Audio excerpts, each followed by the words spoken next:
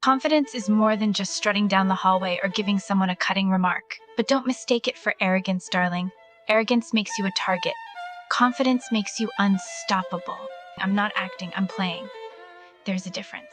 Acting is sloppy, forced, and always cracks under scrutiny. Playing, now that is an art form.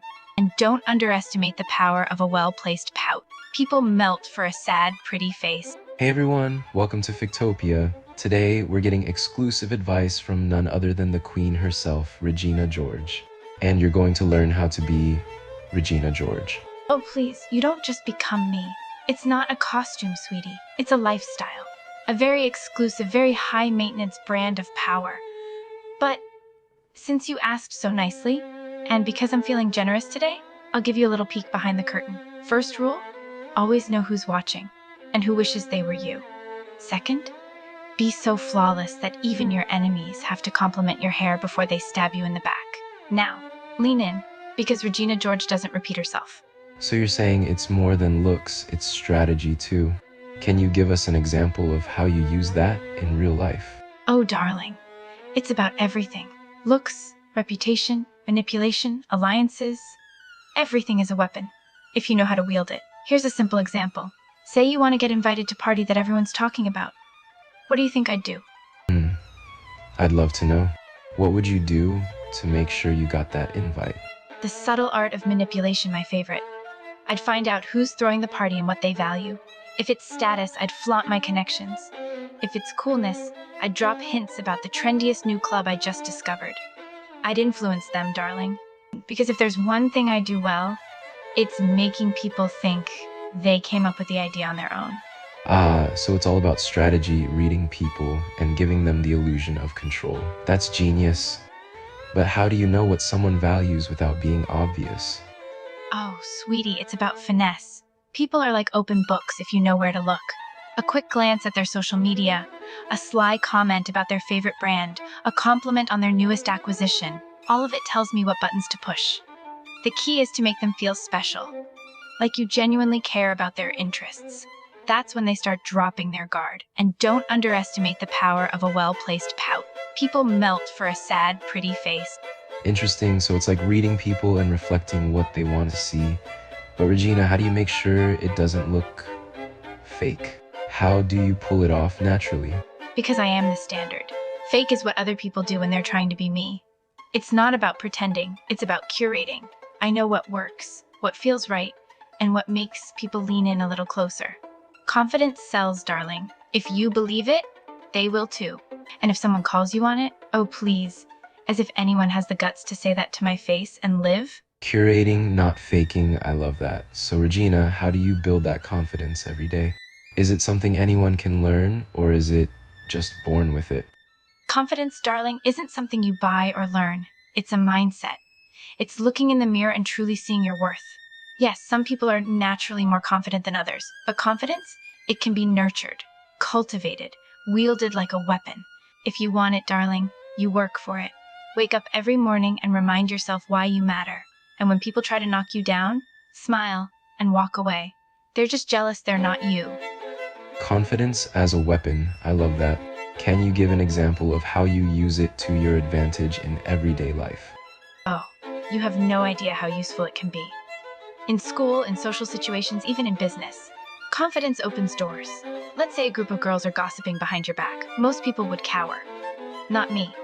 I'll walk up, interrupt, and say something like, "Oh, you're discussing me."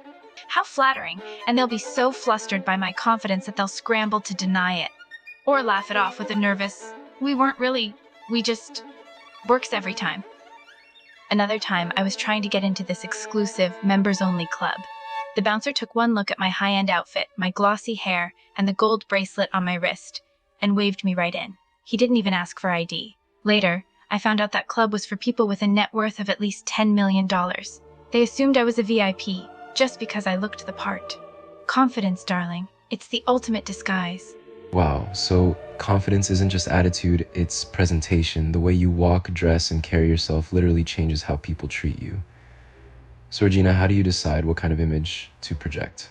Is there a formula? Honey, image isn't chosen, it's calculated. You don't just wake up and feel cute. You wake up and ask yourself, who do I need to destroy today? and then you dress accordingly. The formula: simple. Know your audience. At school, I'm the effortlessly perfect girl who aced the test without studying. At a party, I'm mysterious, slightly dangerous, the one everyone wants to impress.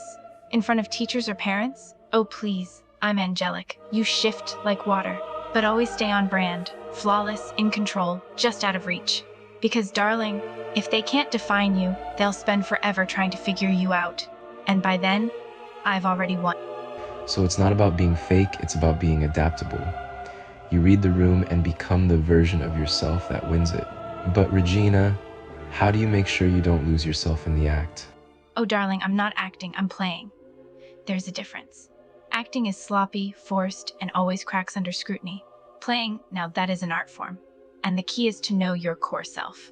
I know who I am. I know what I want. I know what I won't tolerate. These are my pillars. The things I keep sacred, even when I'm playing the game. When I shift, I adapt the surface, not my core. I may mirror others, but I never become them. Okay, that's honestly genius. So you're basically saying the secret isn't faking confidence, it's knowing your worth so deeply that everything else just becomes strategy. How do the rest of us get to that level of self-knowledge? You don't just get it, sweetie. You earn it. Through fire, through betrayal, through showing up in a world that hates pretty, powerful girls and saying, try me. But if you want a shortcut, look in the mirror every morning and ask, who do I want to be today, and who needs to get out of my way? Not because you're mean, because you're clear. Clarity is power. Write down your rules, your non-negotiables. What kind of people drain you? Cut them like bad haircuts. Who lifts their head when you walk into a room? Good. Keep them close, but not too close. And for heaven's sake, stop apologizing for existing so loudly. Confidence isn't learned by being small. It's built by taking up space until everyone else has no choice but to see you. And when they do, smile like I do, like the game was never really theirs anyway. Wow. So it's not just attitude, it's self-respect, it's choosing yourself every single day, even when the world tries to make you smaller. I think that's what being Regina George is really about. Not just power, but presence. You're catching on, darling. Confidence is more than just strutting down the hallway or giving someone a cutting remark. It's owning who you are. No apologies, no compromises. But don't mistake it for arrogance, darling. Arrogance makes you a target. Confidence makes you unstoppable. Because when you know exactly who you are and what you bring to the table, they can throw all the shade they want. You'll still shine right through it. That's what being Regina George really embodies. Wow, that's powerful. So being Regina George isn't about being cruel, it's about being clear, confident, and unapologetically yourself. No fake smiles, no shrinking to fit in, just owning your space and letting the world adjust. Thank you, Regina, for the lesson. I think we all needed that reminder that confidence isn't arrogance, it's self-respect. And to everyone watching, remember, you don't have to be Regina George to be unforgettable. You just have to know who you are and never apologize for it. That's right, darling. And one more thing, when you step out there with your chin held high, don't forget to leave everyone else wondering how the hell you do it. Confidence is a performance, and when you're as good as me, it always deserves an encore. Regina, thank you for the masterclass. I think we're all going to start walking into rooms a little taller after this. And to everyone watching, remember, confidence isn't copying her, it's creating your own version of that energy. You don't need permission to take up space. Just show up like you already belong there. Finally, someone who gets it. Of course I'd expect nothing less, because everything less is just, well, less. Now go on, darling. Wear your confidence like my favorite pair of Manolos, sharp, flawless, and slightly intimidating. And remember, if you're not the most talked about girl in the room, you're probably doing something wrong. Bye, losers. This has been Fictopia. If you loved this episode, drop a comment telling me who you want to learn from next, and don't forget to like, subscribe, and keep that chin up, darling. Regina would expect nothing less. Help our Fictopia familia grow. Share this video and hit that like button so more people can find and join us.